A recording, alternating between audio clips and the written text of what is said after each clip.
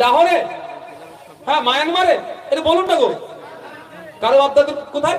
Local কবরস্থানে নয়, পরদাদুর কবর সব মাটি ফেলে চলে উঁচু করে দিয়েছি, তাই তো নাকি? ভয় পাচ্ছেন কেন? ভয় তো রাজনৈতিক কারবারিটা আপনাদের খাওয়াচ্ছে। কেন খাবেন ভয়? আর এই ভয় ভাঙিয়ে দিই বলে আমি গাল খাই ভাই। আমি যদি এসে একটু ভয় খাইয়ে দিতাম, হ্যাঁ মুসলমান আমাকে ভোট দাও আমি বাঁচিয়ে দেবো, নাহলে তোমাকে তাড়িয়ে দেবে, তখন মনে হতো না ওস্তাদ সিদ্দিকী ঠিকই বলছে আমাকে বাঁচাবে। আমি বাঁচাবার কেউ নয়, আমি আপনাদের শুধু বলে যাচ্ছি আপনাদের কাগজ ঠিক রাখতে হবে, বানান ভুল। আচ্ছা আপনারা যারা এখানে আছি সবাই তো দাদু সম্পত্তির উপরই বসবাস করছি। যাদের একটু পয়সা কড়ি বেশি হয়েছে শহরের দিকে উঠে গেছি, কিন্তু নারী কোথায় কোথা আছে?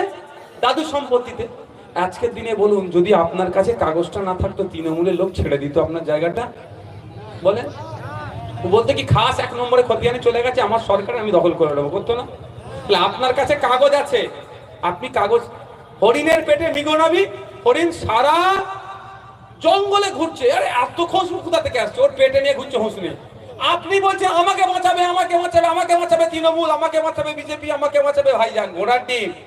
আপনারাই ভাইজানকে বাঁচাবেন, আপনারাই তৃণমূলকে বাঁচাবেন, আপনারাই বিজেপিকে বাঁচাবেন, অর্থাৎ ভোটার।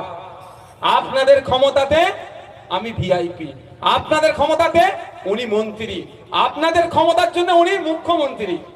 আপনি বাঁচলে উনি বাঁচবে।